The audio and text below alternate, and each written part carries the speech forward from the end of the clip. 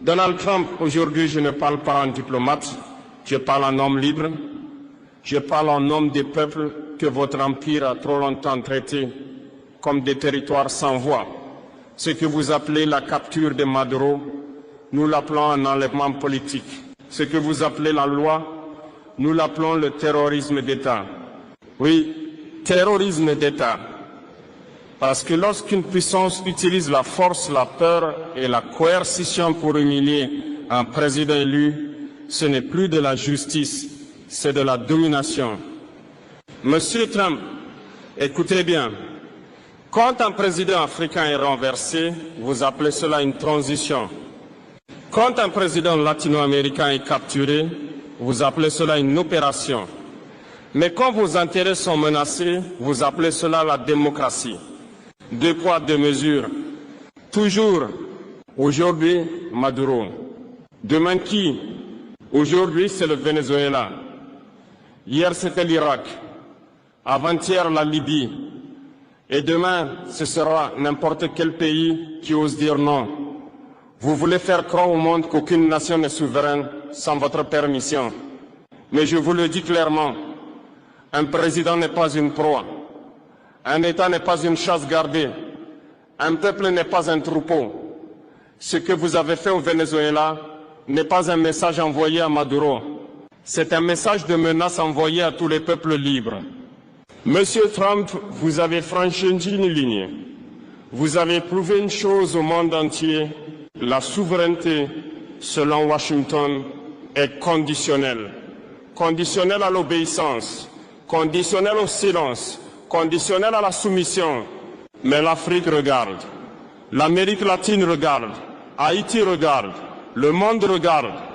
Et cette fois, nous ne ferons pas semblant de ne rien voir.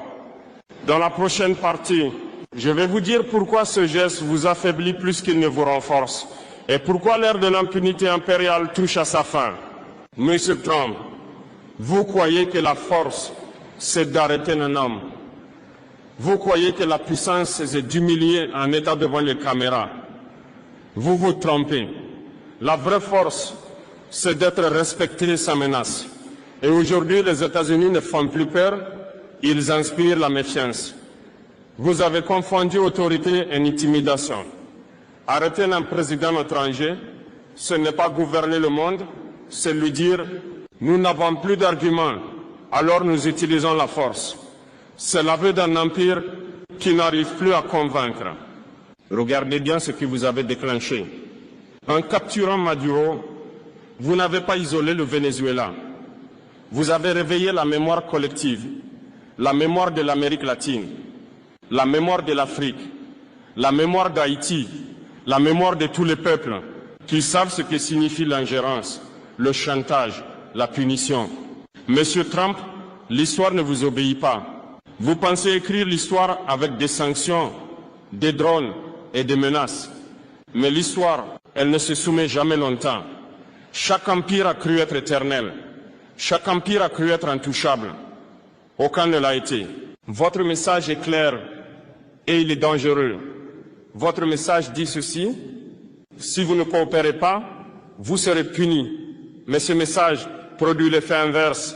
Il pousse le peuple à chercher des alternatives, à se détacher de vos systèmes, à construire sans vous. Vous avez perdu l'arme la plus puissante, la légitimité.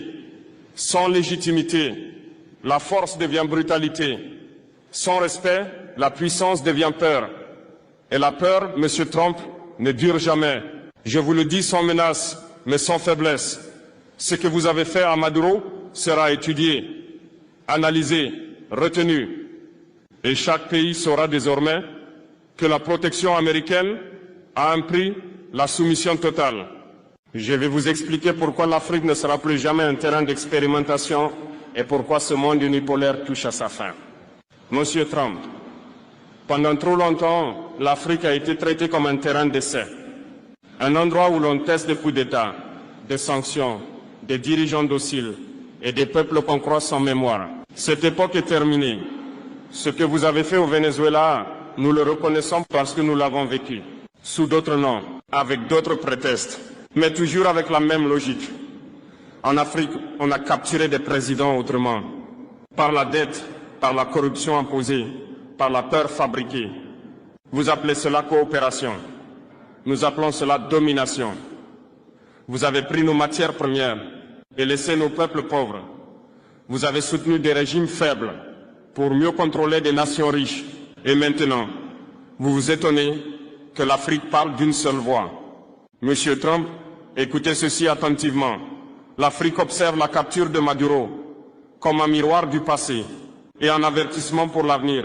Si un président latino-américain peut être humilié publiquement, alors aucun président africain n'est en sécurité dans votre ordre mondial. Mais voici ce que vous n'avez pas compris. Nous ne voulons pas remplacer un maître par un autre. Nous ne voulons pas changer de chaîne. Nous voulons les briser. L'Afrique ne mendie plus. Elle s'organise, elle apprend, elle coopère autrement. Votre monde unipolaire se fissure.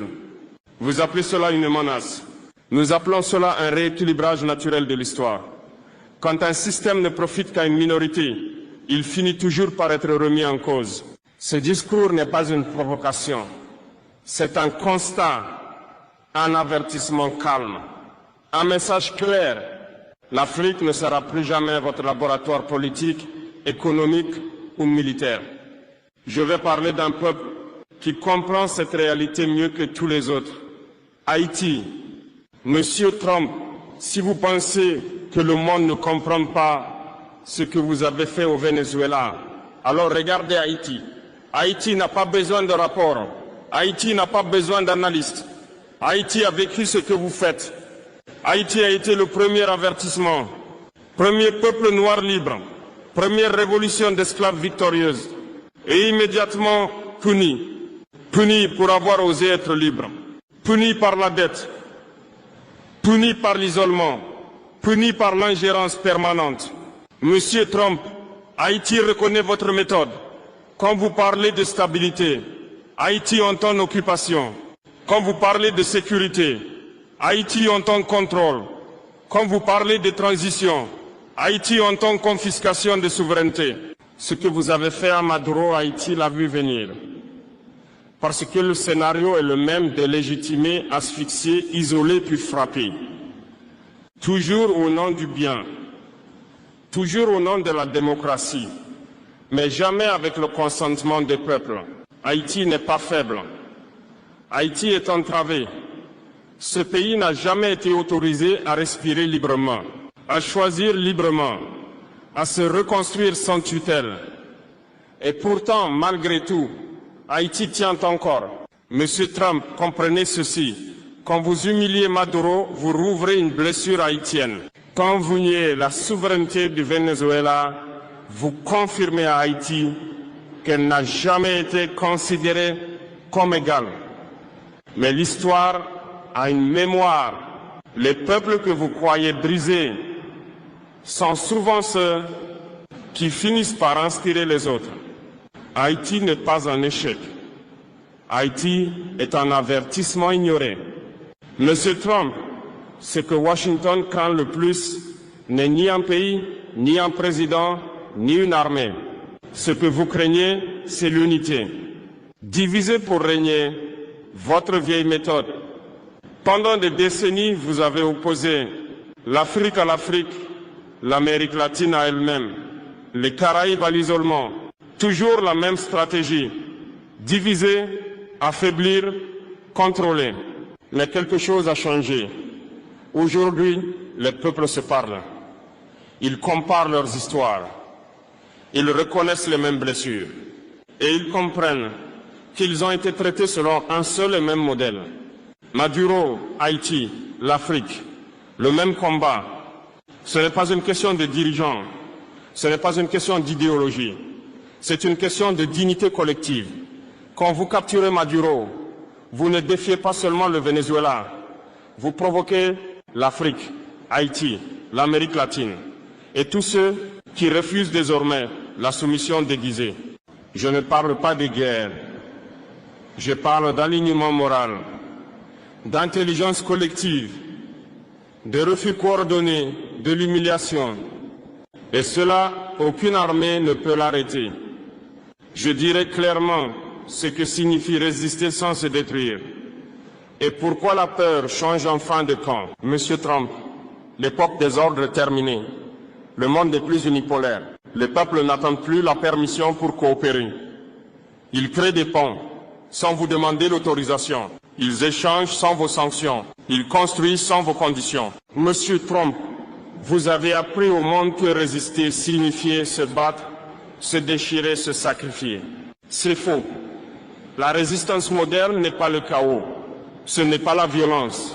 Ce n'est pas la haine. La vraie résistance est intelligente. Résister, c'est refuser les règles injustes sans tomber dans les pièges. C'est produire ce que l'on consomme. C'est décider sans tutelle. C'est coopérer sans permission. Vous avez gouverné par la peur, sanctions, liste noire, menaces économiques, pression diplomatique. La peur a été votre arme principale. Mais voici ce que vous n'avez pas compris.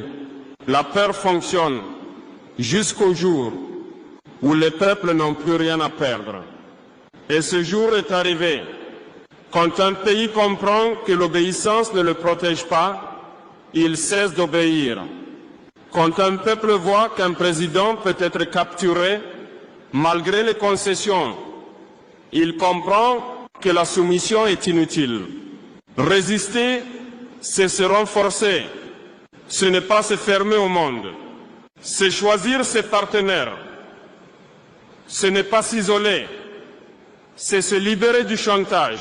La résistance moderne est économique, culturelle, mentale.